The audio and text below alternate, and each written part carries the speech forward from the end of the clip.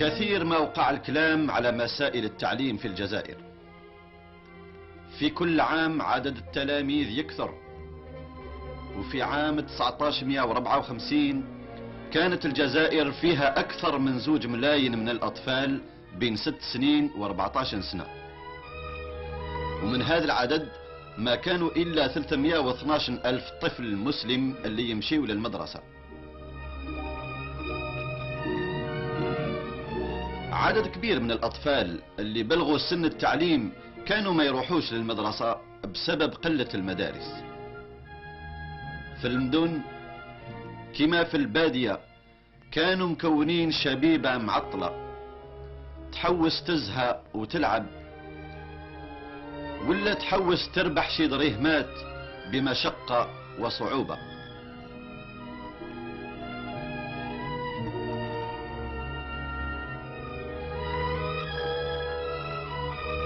مشروع قسنطينة بعد برنامج التعليم نتاع 20 أوت 1958 تناول هذه المشكلة الصعيبة، وفي هذا المشروع باللي بعد 8 سنين جميع الأطفال اللي يبلغوا سن التعليم يقدروا يوجدوا بقعة في المدرسة. بفضل تحسين الصحة العمومية عدد سكان الجزائر زاد ب4 مرات في 100 سنة،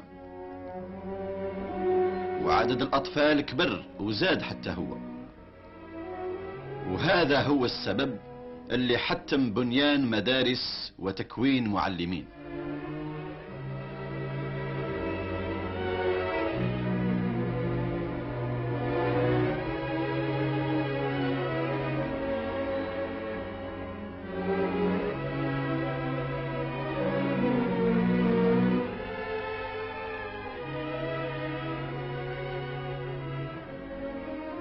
في أثناء الاشتغال بمشكلة المعلمين أظهر باللي التوظيف على الكيفية العادية والمدارس الستة اللي يتخرجوا منها المعلمين في القطر الجزائري مع المدارس الثلاثة الزايدة اللي راهي تتأسس بسرعة في تلمسان وعنابة وتيزي وزو، كل هذا ما يكفيش بالنسبة للعدد اللي تحتاجه الجزائر من المعلمين والمعلمات.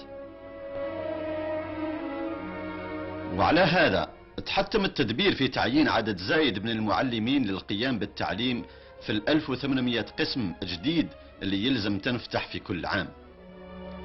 المعلمين اللي كانوا 9446 في عام 1950 وصاروا 12913 في 57 و15110 في 58 يلزم يلحق عددهم حتى 29510 في 8 سنين.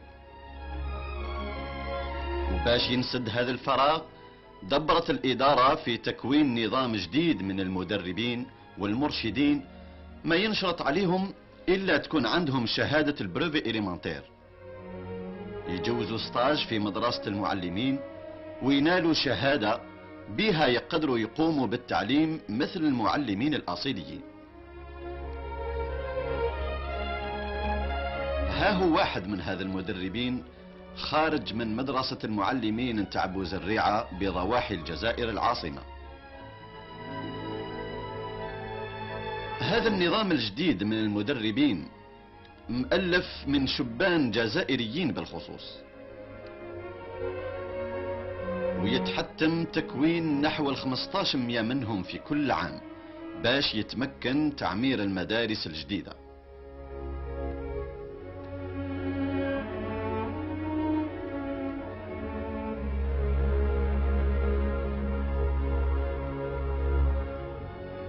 ولما نقولوا باللي يلزم ينفتح 1800 قسم للتعليم في كل عام يلزم التفكير في بنيان مدارس عامة وسكنان المعلمين، والأمر مستعجل يطلب السرعة. ولمقابلة هذه الجهود الجبارة تحتم استعمال وسائل جديدة، ومنها بالخصوص البنيان الواجد من قبل اللي ما يبقى غير يتركب باش تنتصب مدارس جديدة في القطر كله. بهذه الكيفية وإن كانت تكلف مجهود عظيم في المصاريف تمكن توجيد محلات كثيرة للتعليم في مختلف النواحي الجزائرية.